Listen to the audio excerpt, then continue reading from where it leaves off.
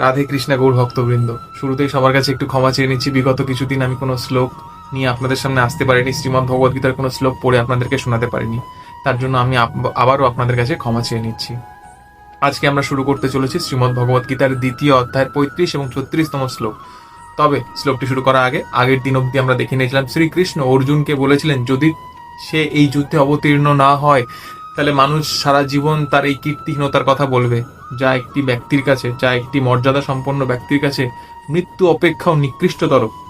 তারপরে কি উপদেশ দিয়েছিলেন অর্জুনকে ভগবান শ্রীকৃষ্ণ, তা আজকের শ্লোকের মাধ্যমে আমরা পড়ে নেব। চলুন শুরু করা যাক আজকের শ্লোকটা।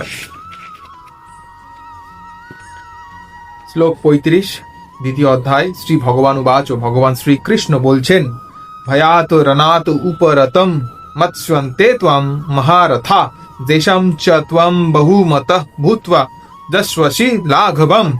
যার বঙ্গানুবাদ করলে দাঁড়ায়, যে সমস্ত মহারথীরা তোমার নাম ও যশের জন্য উচ্চ ধারণা পোষণ করে, তারাই তুমি ভয়বশত যুদ্ধক্ষেত্র পরিত্যাগ করেছো বলে মনে করবে এবং তাই তোমাকে ওরা তুচ্ছ বলে জ্ঞান করবে।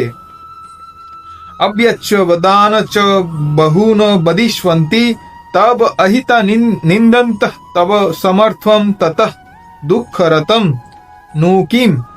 যার বঙ্গানুবাদ করলে দাঁড়ায়, তোমার শত্রুরা তোমার সামর্থ্যের নিন্দা করে বহু অকথ্য কথা বলবে, তার চেয়ে অধিকতর দুঃখদায়ক তোমার পক্ষে আর কি হতে পারে পার্থ। আজকের মতো এইটুকুই। আমি আবার ফিরে আসবো এক নতুন দিনে নতুন শ্লোক নিয়ে আপনাদের সাথে। আজকের শ্লোক যদি ভালো লেগে থাকলে অবশ্যই কমেন্টে হরে কৃষ্ণ লিখবেন। আমি ফিরে আসবো এক নতুন দিনে নতুন শ্লোক নিয়ে। আজকের মতো বিদায়। হরে কৃষ্ণ।